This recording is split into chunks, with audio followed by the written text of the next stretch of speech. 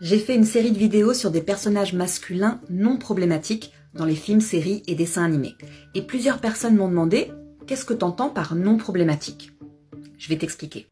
La majorité des modèles masculins avec lesquels on a grandi sont hyper toxiques, en particulier dans leurs relations aux femmes.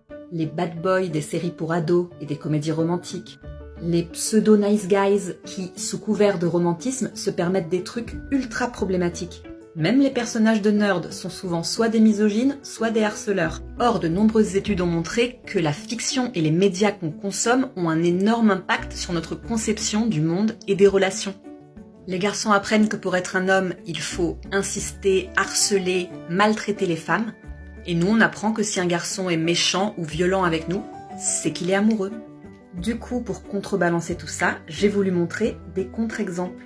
Avec cette série de vidéos, j'ai voulu montrer qu'il était possible d'écrire des personnages masculins sains, pas misogynes, pas problématiques dans leur rapport aux femmes, et qu'ils n'étaient pas moins intéressants pour autant. D'ailleurs, ces personnages ont tendance à être hyper populaires chez le public féminin. Si tu checkes les commentaires sous ces vidéos, tu verras le nombre de femmes qui s'extasient sur eux. « Oh mon chouchou, je suis amoureuse, je l'aime trop !»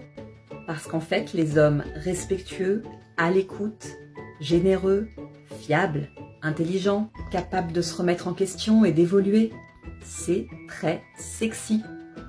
Donc messieurs, plutôt que d'écouter tous ces pseudo-coachs en séduction qui essayent de vous apprendre à être des mâles alpha pour mieux séduire les femmes, prenez exemple sur tous ces modèles de masculinité positive et non toxique. Parce que contrairement à ce que les médias dominants veulent vous faire croire, il n'y a pas une seule manière d'être un homme.